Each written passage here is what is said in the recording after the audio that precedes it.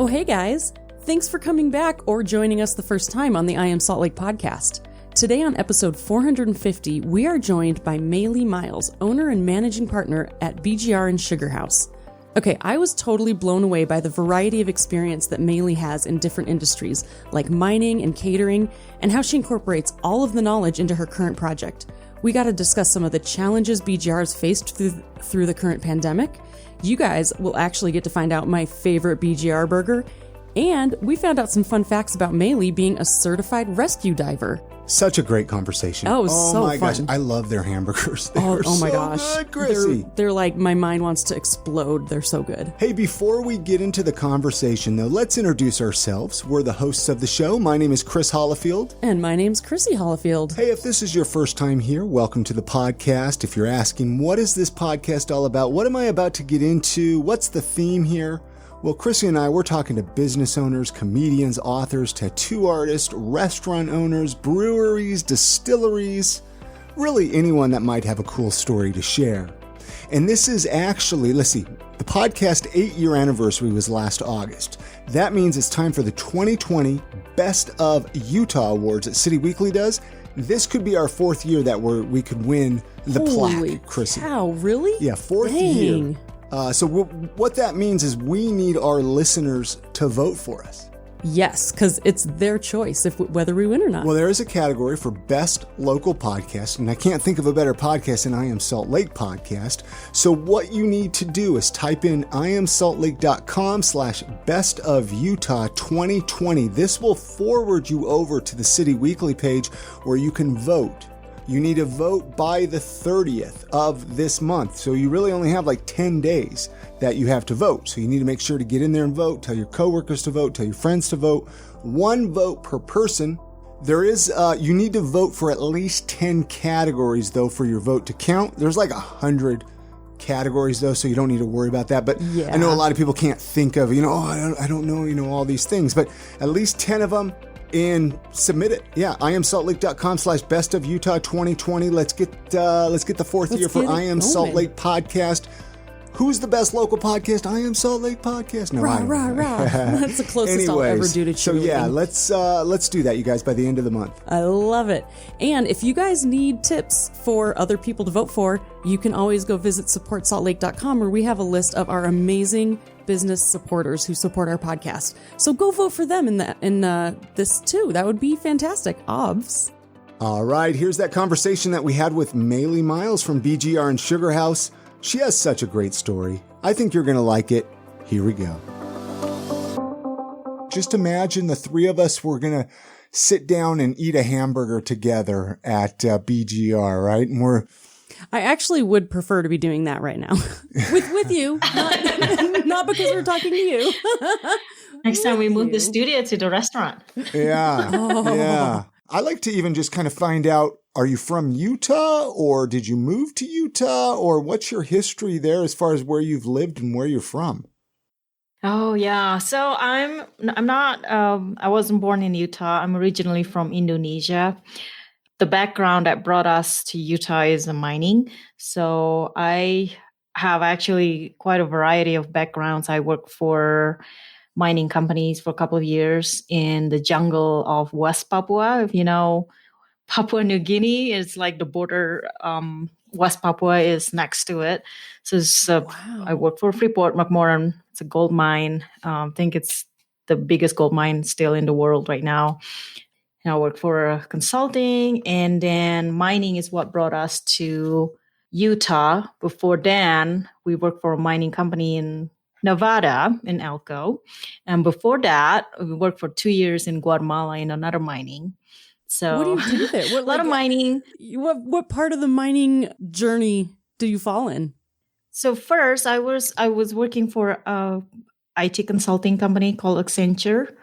So one of the clients is the mining of Freeport-McMoRan, and I was helping with the upgrade of their software program. It's called Ellipse. And then after that, they hired me in the training department, developing technical competency for the miners from the very bottom level all the way to the VP, what kind of technical competency they have to have, and that kind of stuff. Oh, So, wow. That is so cool. yeah, my mom owned a catering company growing up. So we are used to hustle in the getting food ready for customers. That was when I was in high school. I remember she would wake us up like at 3 a.m. like, hey, get up and help. So, What On kind a of roof, you get downstairs and work. what kind of food was it that your mom was catering? Was it just all kinds of food or desserts or what was it? mostly what she did was for like an event like a birthday or mostly like kids' birthday. And she would package it for 100 people, 200 people, how many they need.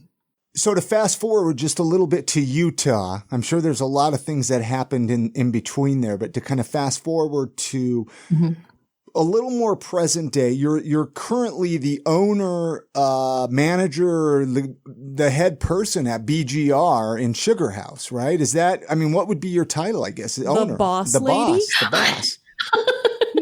I like that. I know. My supervisor will call me Jefa. La Jefa. What does that mean? The boss in Mexican, in Spanish. What is it? Oh, okay. Disclaimer. I am a dumb, ignorant American. Proceed. That's okay. I used to live in Guatemala. That's how I know all these words too. So, yeah. So the title is managing member. So I have my husband and my brother-in-law as the other business owners, but my brother-in-law works in Alaska. So he doesn't come here as probably just like once a month. And my husband comes in every Saturday minimal because he's a clean freak. Oh my God. So he comes on Saturday morning, check out everything, make sure all the equipment works. The grill is clean as it can be. And there's no dust anywhere. He's perfectionist that way. But I'm more into the day-to-day operations. I do the scheduling. I do the payroll. I coordinate marketing and anything else, janitor, whatever.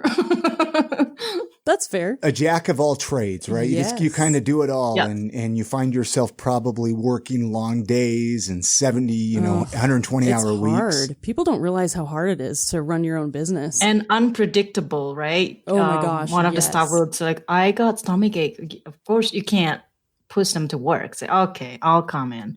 Yeah. At all Absolutely. hours. So what made you, do you still work in the mining, or did you leave that completely and just you're a restaurateur? That's what you do. Like, how did that change happen? The last job I had before the restaurant owner is I worked for a mining contractor in an engineering company. And I quit that job because I know I'm going to need to focus full time. But now I've got pretty good stuff. I'm actually also a business broker. I help business owners. I know it's tough to, do valuation on your business. So I'm helping them if they're ready to sell their business. So that's another thing that I do. But I think 80% of my time or 70% of my time is in the restaurant. I mean, you have to. That's where you put all your money in. Oh, yeah. Wow. That's a lot. You do a lot. So how long has BGR been there in Sugarhouse? How long has it been? Has it been like 4 or 5 years now? Even This December it will be 3 years. Is that okay? 3 years. I thought it was, okay. I thought it was a little bit newer because we would have eaten there before. And if it was 5 years you've ago. been kind of the owners this whole time, the managing owners this whole time since the very beginning. Yeah, I used to have a general manager, but now I'm doing it. Like with your location, I mean, it seems like you guys got a pretty good location, though. I mean, I'm sure sometimes people can probably kind of miss it. It's a little tucked away in there. But it seems like your location, you're probably getting some good traffic through there. And like it's not high traffic, but it's accessible. So when you're eating there, it's a very relaxing atmosphere, which is what I liked about it. Yeah, it's more like a neighboring traffic, right? Yeah, it's not like it's not like on the road. 15,000 vehicles drive by. Yeah. For listeners, just to kind of paint a picture, I mean, for people that have never been to BGR, which I'm hoping a lot of listeners have never been, and then they'll visit you from listening to this episode. The menu, it's burgers, hot dogs, French fries. What's on your menu? What do you guys got going on there? Yeah. So, our burgers are all 6 ounce. So that's like almost double than some some of the other restaurants. Fast food, like if you compare us to McDonald's, we're like 3-4 times their size. And we cook it to order. Like, how do you like it? Rare, medium, well done, and anything in between. We also actually just add a couple of new menu items. It's a bison burger that we infuse with chipotle seasoning. It's really tasty. And we could cook it medium or however you like it, the same way. And then lamb burger that we infuse with smoky, spicy harissa seasoning. And wagyu beef burger that we infuse with black truffle, real black truffle, not the oil, the real shavings of it. So one of the things that I love specifically about BGR is you guys always have like a burger of the week or you know, like this that's on limited time. And I've had 2 of them and my mind about exploded. It's like the best burgers I've ever had. And you wouldn't think, I mean, I think there were green apples on one and one was a cranberry sauce Thanksgiving one. And oh my gosh, it's so good. You remember that. I think you underestimate my fandom. Actually, the one like a snowflake. The one with the green apple on it. It was used to be July, August. Now it becomes our permanent menu because it was so popular. Way. Really? Yeah, I didn't know that. We really listened and looked at the data. It's like, wow, this is one of the most popular burger of the month. So let's put it on the board. That is so cool. What's your favorite burger there? Do you have a favorite burger? This is the one that Chrissy just mentioned. It's called Sugarhouse burger. So it's got grilled green apple and organic spring mix on top of the burger with the brie cheese and the bacon. And then I also love the bison. It tastes really good, the bison chipotle. We should try that. I could eat it just the patty itself without anything on it. All right, it's that time of the podcast where we're going to take just a minute or two, tell you about one of our awesome sponsors, Market Source Real Estate. They've actually been a sponsor of this podcast for going on like 4 years now. I love them so much. Hey, are you thinking of moving to Salt Lake City, the Valley, the area? Are you looking at finally getting out of the rent game and finally buying a house of your own? Well, you need to contact our good friend Monique over at Market Source Real Estate. The cool thing is she actually helped us find the home that we're recording this very podcast in right now. Yeah, and for almost 20 years, Market Source Real Estate has been specializing in helping people just like you and me buy and sell homes in the Sugarhouse as well as the greater Salt Lake area. In Market Source Real Estate, they have a background in flipping houses because they've owned like 20 homes themselves, so they know the ins and outs of older homes.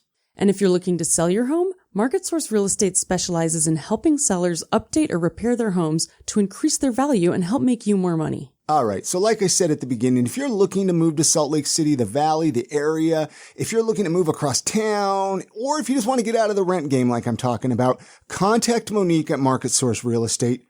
ThinkSaltLakeCity.com is her website. You can find all the information there, or just give her a call, 801-810-6773. And many thanks to Market Source Real Estate for sponsoring this episode of the podcast.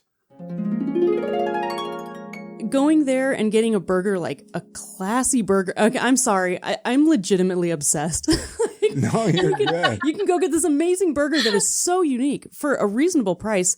And then you can also grab a glass of wine, which you really can't do at many burger joints. Yeah. And it's just like, it's a really nice high-end feeling experience, but it's not going to break the bank. And that, I don't know. I just love it there. That's exactly the philosophy behind it. Is we use the high quality ingredients that you would find in a fine dining place, but with the casual, casual price. Yeah. Yeah, that's right. They have an alcohol license. I forgot you guys have wine and beer and stuff, so that's good. Sorry if I sound like an infomercial. No. This is like what I say to my friends when I'm talking to them. No, man. Here's the thing. We have so much amazing food in the Salt Lake City area. Really. I mean, there's so much great food. And that's why I love to bring those people on this podcast, kind of find their story out, find out what makes them tick, find out about their food. And especially right now with COVID, I'm sure you've got hit hard. I'm sure it's really affected your business. And this is one of the few things I could do to help you out with hopefully getting some people there to support you guys to keep you around, because I want to keep you here in Sugarhouse. We're very selfish. Yeah, we way. like to be still in Sugarhouse. The COVID thing is it's crazy, right? I still remember when they make the announcement of only takeout, which we totally understand, we totally support. It's just how to get through that phase, right? Remember the day before that, I was actually having lunch, a networking lunch, and my manager called me or texted me, said, "Come in and help. I know you're around here."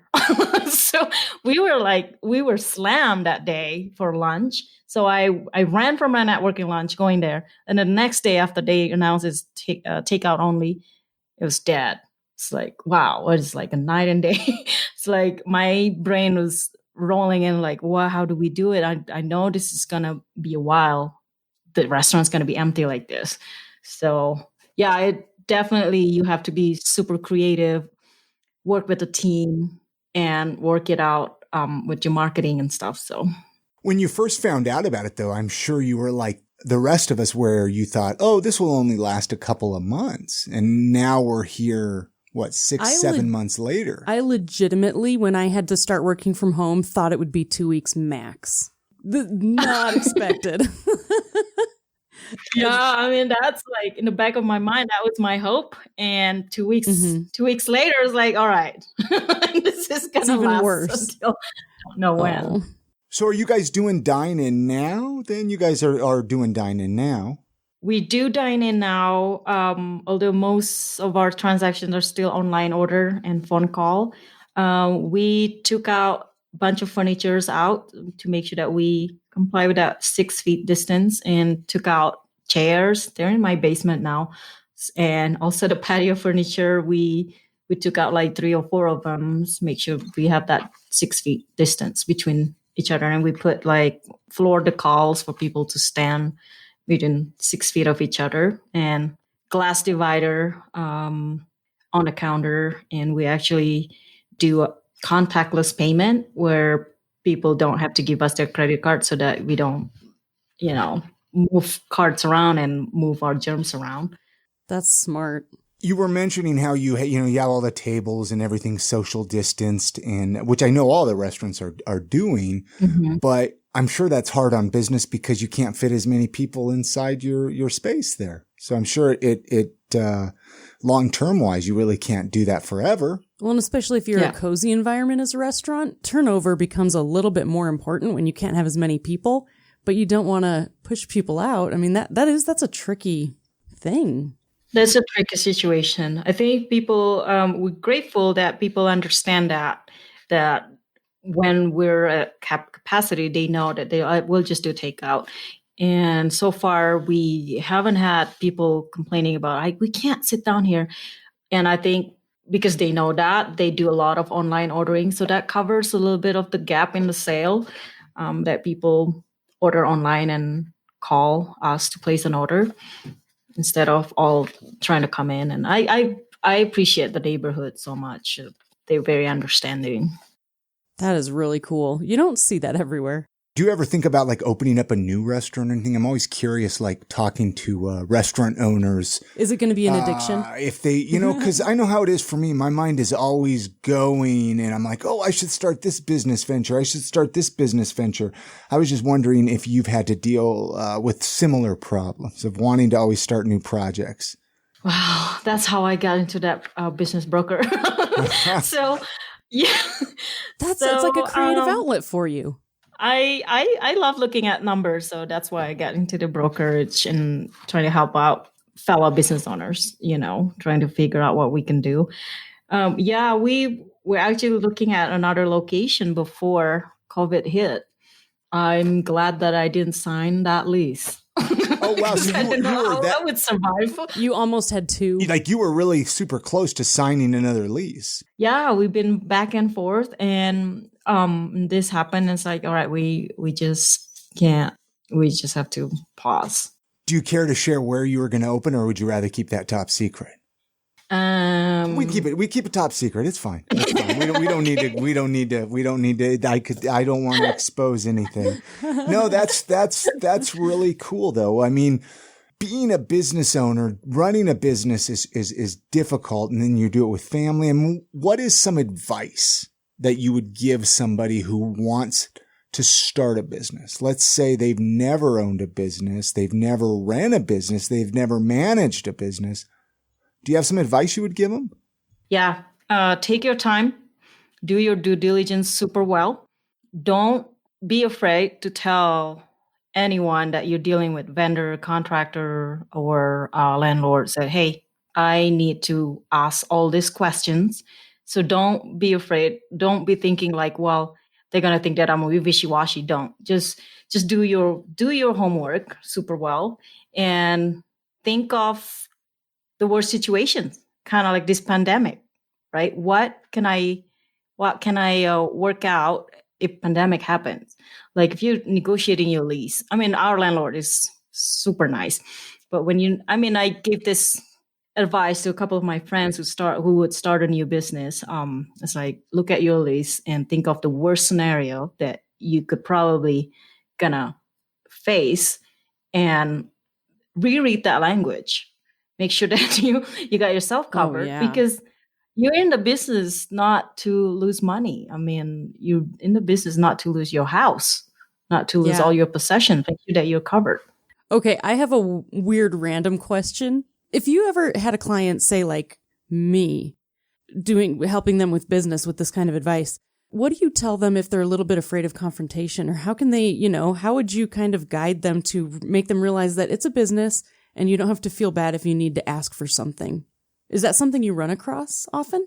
Yeah. Me and my husband is the super nice guy, but he would be very critical in the back and, in the back. But when he asked a question, just be very nice about it. I mean, I appreciate all the explanations, but I just want to make sure one thing, and if they like, you got too much questions, this is not making sense, then that it's not worth going for. True. Yeah, it's not. If they're being difficult now, they're going to be even more difficult later. Oh, that is like the most real thing ever. Yeah, you have the valid excuse to ask questions. This is your money. Yeah, you're going to have to spend 1 year, 2 years, 3 years, 10 years. Yeah. That's so true. How do you keep yourself motivated with all this? I mean, I'm sure it's hard, especially with everything going on. I mean, shoot, just the other day, half the trees in Salt Lake City got blown down. I mean, there's more than just the pandemic that we're dealing with this year. Because that and an earthquake weren't enough, right? I mean, what do you do to keep that smile on your face? Well, I wasn't smiling Tuesday.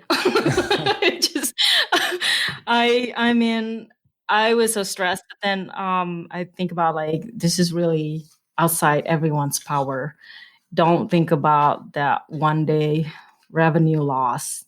Just happy that nothing, your employees are safe, and you just have to figure out. And I think for me personally, I try to do good things for others because I know that karma is going around. So I just try to support others who would be in the same or who are in the same situation as I am, and trying to see what you can do to help them. And I think the next day was yesterday. We got pretty busy. So I really believe in that karma.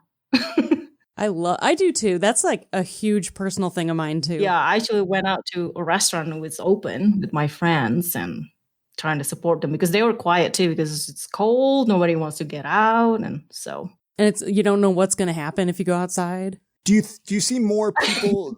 do you see more and more people coming out for lunch and dinner now versus like even over the last few months, like each day, kind of more people kind of adventuring outside and more comfortable, or what it's going to take to get people to be more comfortable? I've seen a lot better now, but I've also I look at the data every day. Most of our orders are still online, so people are comfortable going out and pick up food. But I've seen more and more people coming and dining in. It's just starting to level up a little bit as far as proportion, and that's. Yeah, no, That's I was awesome. just curious if more and more, and then, I mean, obviously none of us can predict the winter, what that's going to do Yeah.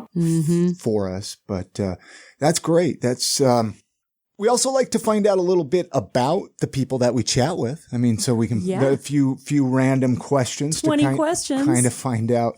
Well, let's see. You're brilliant.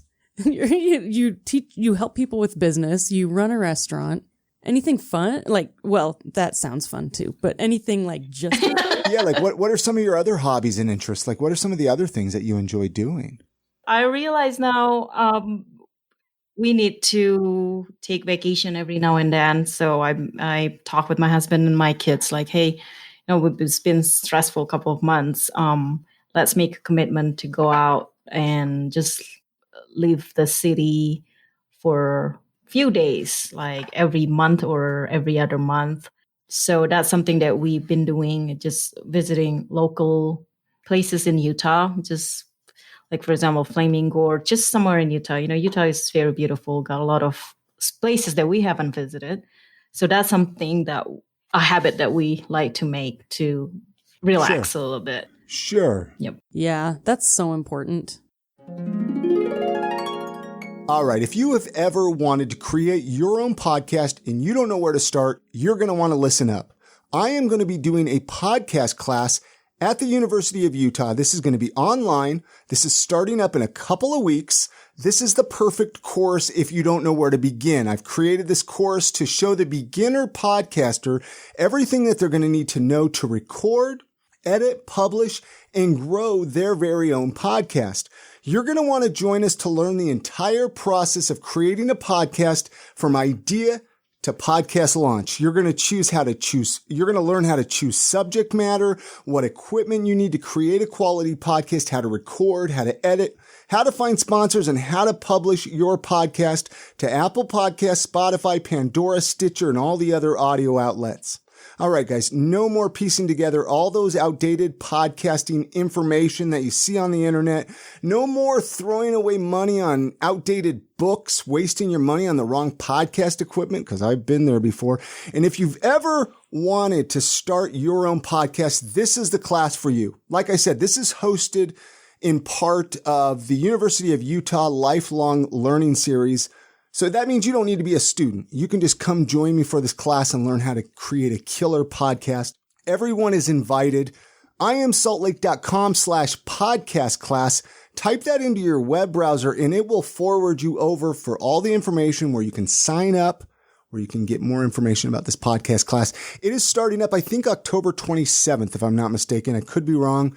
Go check it out. I want to see you in the class, and let's get back to that conversation. Do you have like a personal hero? Do you have like somebody that you admire, that motivates you, that like is a secret mentor? But not anymore. Now it's going to be a non-secret mentor. Yeah. I don't know. Just a hero, I guess. A superhero. Right. Someone who inspires you. I have a lot of friends that inspire me in the networking groups that I belong. Who would like in the past? I know I admire my manager, whom I work for in Accenture, the consulting company I worked for before. And I know I admire my HR manager, the first manager I worked for, my first year of career in a professional career. She just seems to, she's an HR lady, but she is the one that running meetings with operations managers who are all guys. And when she's not in the meeting room, those guys are panicking. Where is she? We need to get on with the agenda. Like, guys, you guys can start. This is operations meeting anyway. Meetings so I admire her energy. Like, she would work until 8:00 and then coming back in the morning at 7 and just still like full of energy. So wow. I still remember that. And, I want to be like that. No matter what life throws you in the morning, you would have to get up and do it again. Yeah. Yeah, that's true. I just want to say, I love that your heroes or the people who inspire you are real people that you've worked with and learned from. I think that's kind of rare today because we have this Hollywood culture, right? Where people are inspired by people they don't know and like catchphrases. And I think that's great. But it's so much more beneficial for you to actually learn from the people around you. And it's cool these are the actual people who work and get their hands dirty. Even in the mining, they're all like the miners are all tough people working underground and get up and do it again. And I learn a lot from those guys too. Oh, I bet. If you could learn one random skill, what would it be? Yeah, I like to learn language. I started learning French when I was in university for a few months, but never really got a good grasp. I mean, I speak Spanish now, but learning new language would be awesome. Another thing, I'm a certified rescue diver. I've always wanted to one day be a dive master. Wow, I would need to do another 60 dives, and get that certification. But cow, that would be, blue is that sky like dream. the tall dive thing that you see people do on TV? That's scary. Oh, the skydive? No, this is the deep dive. A deep dive where you're okay. Like an ocean diver, that was a dumb question. No, this is fascinating. This is why I love to ask that question because you can find, like, I wouldn't have expected you to be a dive, like a deep. How deep have you dived? How deep have you gone? 100. Try to remember. So the diving itself, you have open water. Sure. Adventure dive. You don't need a license. They give you like 3 hours not 3 hours even, probably an hour of overview, and you don't need a license for that. And then after that, you have an open water diver certified, and after that, you have an advanced diver. You have to go. You have to be certified and pass certain written tests and practical tests. And then after that, you got a rescue diver where you supposed to rescue someone. It's just like pretend, you have your friend lying down on the bottom and you have to try to help them out. Wow. And after that, dive master. And then after that, dive instructor. So I'm on the rescue diver certification. Just because in the mining, when I work at Freeport McMoran, which is in West Papua, we got my work schedule was 6 weeks on, working Monday to Saturday for 6 weeks. And then I got 2 weeks off. So that 2 weeks off, I took advantage of taking the dive lessons. And I think going back to that question, I think it's what I study is in meters. So I think it's about 100 feet is for the rescue diver. I can dive too. That's pretty deep. You're like a hardcore lifeguard. I mean, I go deeper than like 5 feet in a swimming pool, and I'm like, okay, there's the top. I can still get pretty close, Do you know? Oh no! This just reminded me. I was took our daughter swimming with my family a little while ago, and it was at some place, I don't know, I can't remember, down south, and it was shallow, and you could walk in kind of like a pool. And I was all excited, so I'm like, I'm gonna walk all the way. No idea. There's a cliff. And it was very embarrassing and scary. And I don't think that I could ever be in charge of saving people.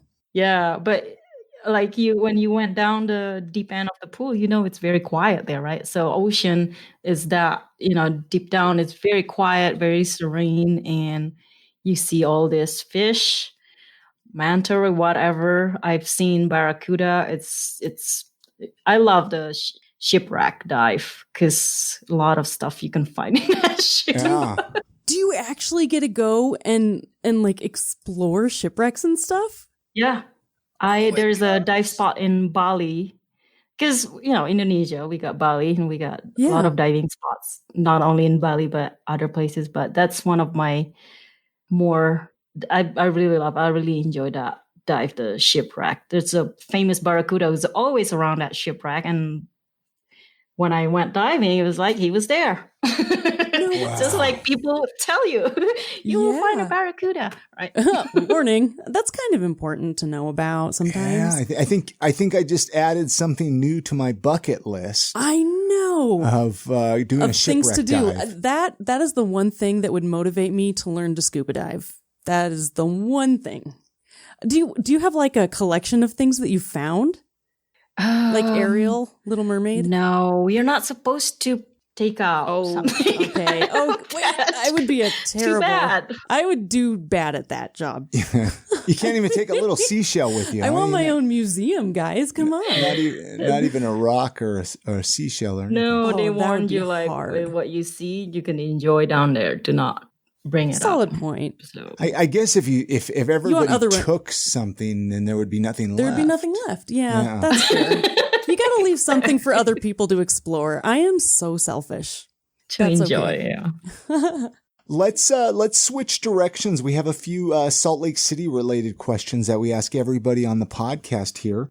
We have family and friends that visit us. Maybe you have some family that comes visit you from time to time and they're like, hey, show me around town. Take me and show me a few of your favorite spots, maybe even the mountains or maybe even the Great Salt Lake. I don't know. Do you have one or two favorite places that you like to take people to when they visit? Yeah, I love Gardner Village. I think it's still a gem. People don't go. The last time I went there, like a few months ago, I don't think people. I don't know why. I like to always take my friends there to show, because the Archibald history, right? I don't know how many wives he had. The restaurant used to have like each table or like for this wife and this wife. I thought that's one thing that make Utah unique, right? Another one is I think I took my sister. She came from Indonesia a few years ago. I took her to Moab and Zion's and the national parks, and there's a lot that Utah has that, definitely worth taking friends and families to. But those are like the three that I like to take people to. Awesome. Another question we ask is favorite local eating spots. Obviously BGR. I mean, that's, I'm sure, one of your favorites, but I'm sure you have one or two other favorites that you like from time to time, maybe. I don't know. Is there one or two favorites that you have even around your area that right there by BGR that you like? Yeah. There's a lot of them. Let me think of, I like Tsunami. I like Somi, which is my neighbor. I think Mike's done a great job keeping the quality up.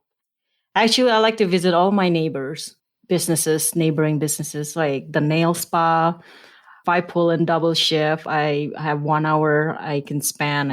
I go to the ruin too. And, if I have an hour, more than an hour, I go to the Dusty Bell spa and get a reflexology or kind of refresh you before the next shift. Wow. Yeah, That's you a got good you have a lot of good shops over there by you. I mean, because the movie theater is right there too, and whatnot. Yep. But is there anything you would change about, Sugarhouse, about the Salt Lake City area, about the Valley? Is there anything that you would change if you could? Let's say you had the power and you were, I don't know, the mayor or something. I mean, but You were the king of Salt Lake. Yeah, the king of Or the Salt queen Lake. of The Salt queen Lake. of Salt I'm Lake. sorry. I don't know. The head. Is there anything you would change? I wish we could do more for the homeless. It seems like I feel, especially like on Tuesday, you're thinking about how are they going to survive during that crazy wind. I didn't even know, did they get shelter in or we were out of power. So Yeah, I think most of the area was out of power. Yeah. yeah, I know. yeah. It's really, yeah. So I wish I'm there's with something ya. we could do for them, like build more facilities for them to, have meal, take shower, and give them like facility to train them to get them back on their feet. I actually, I'm having all these epiphanies. In high school, I wanted to do that with my life. I was going to set up a thing and I was going to help homeless people and get them a suit and write them a resume. I had this big dream. And that's help them with the job interview, get them a job Yeah. I know. That would be rad.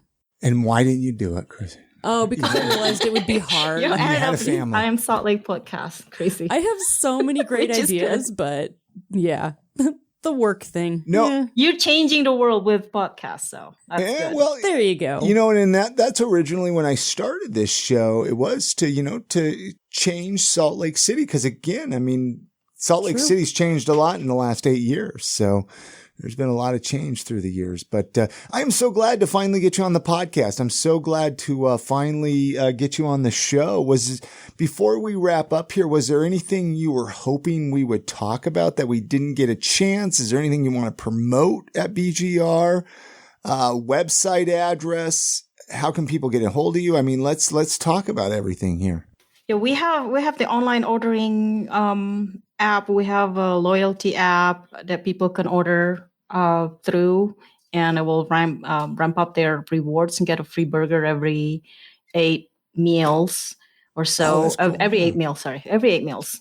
And we got that Shop in Utah grant, and we're rolling out a couple of discounts. But what I'm really excited is going to give the chance to our customers to donate food for free for our nonprofit. So we cover that donation. So all they have to do is just when they order, I'm still trying to figure this out with my POS, but this is my vision. I want them to order a burger, for example, and then they could order another burger for donation.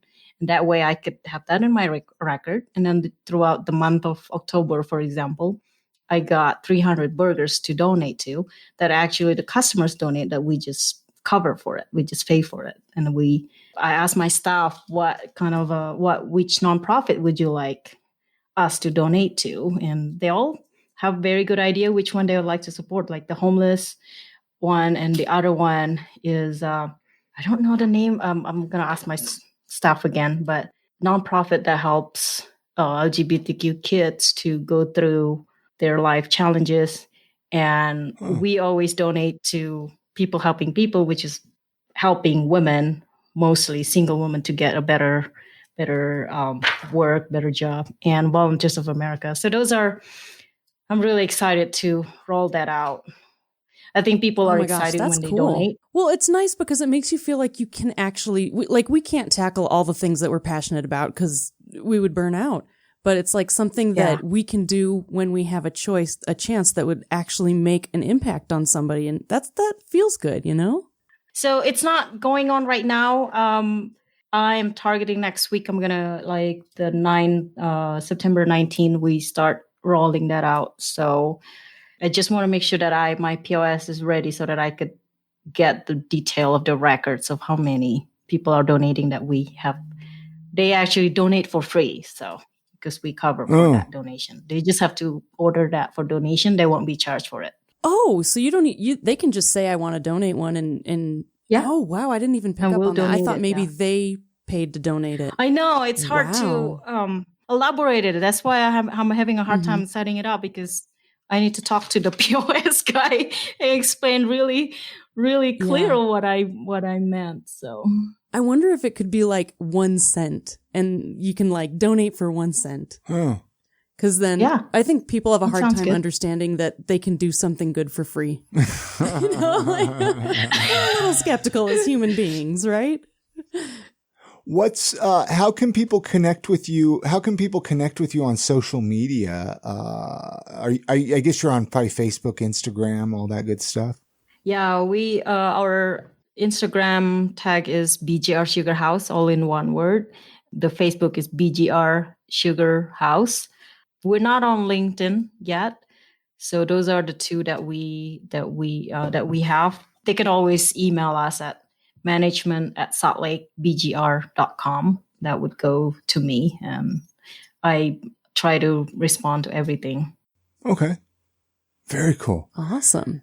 Anything else you want to ask her, Chrissy, or you have a final question? Well, I have my final question. She has a final question. She asks, thank you so much for doing the podcast with us today. Yeah. Seriously, it's been so fun to get to know you, get to know a little bit more about BGR. I know it's hard to talk about everything. I mean, I know there's so much we could talk about. I just kind of like to skim the surface and find out a little bit about the person, right? Yeah. Yeah, thank you. I feel like we learned so many cool things about you. Oh, okay. No, I'm just saying that we appreciate what you guys do here, trying to promote businesses, doing podcasts, spending time and trying to promote us. It's really appreciated. I'm sure everyone's agree with me. Thank you. There's so many cool people here in Utah, you know, and so we want to chat with them all. So go ahead and ask your final question here, Chrissy. All right. The final question is, If you could leave everyone with a motto or a piece of life advice, what would you tell them? Do a good karma. Thanks again to Meili Myles for joining us on this episode of the podcast. All the links that we mentioned in this conversation can be found with this episode show notes on our podcast website, which is iamsaltlake.com/450 for episode 450. And while you're there, dig through our back catalog. We got a lot of episodes up there to listen. I mean, we got 450 episodes now. So hopefully there's one you want to hear. Yeah. Hey, but it is weekly recommendation time, that time of the podcast where Chrissy and I, we recommend something where that we enjoy, that we like, that we just want to tell you about, that we want to that they're not sponsors of the podcast, usually, most of the time, 99.9%. I mean, sometimes they are because we genuinely love them, but this is purely recommendations that we've fallen in love with. Which I'm going to let you go first, Chrissy. Ooh, I'm excited about mine. Okay. I went to the One Sweet Festival yesterday with the interview kids. that last week that we did with Carson. Yeah, with Carson, and I got to see him. He's such a great guy. But while I was there, I got to pick up something from Sweet Vinyl Bake Shop, and I got to talk to the lovely owner and baker.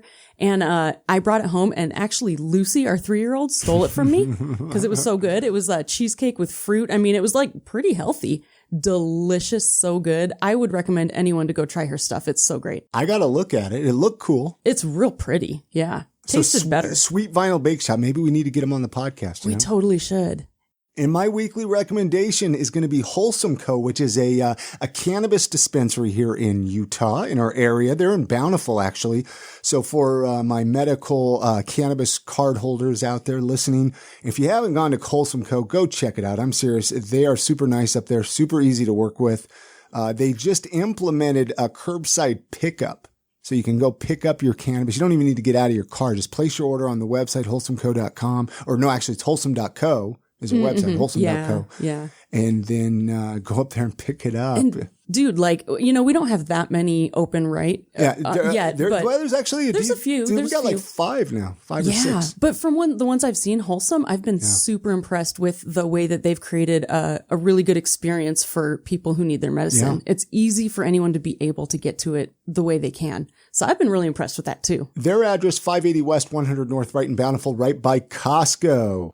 And before we leave you guys today, we just want to remind you to go vote for the I Am Salt Lake podcast in the Best Local Podcast section of City Weekly Best of Utah Awards. Our short link, iamsaltlake.com/Best of Utah 2020. Super easy to remember. And remember, you have to at least vote for 10 categories to submit your votes.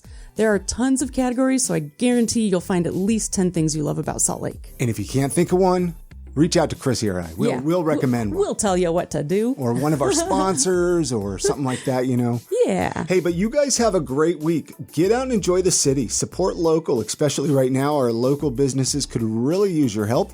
And we're going to see you next week on the next episode of I Am Salt Lake Podcast. And good night, Grammy.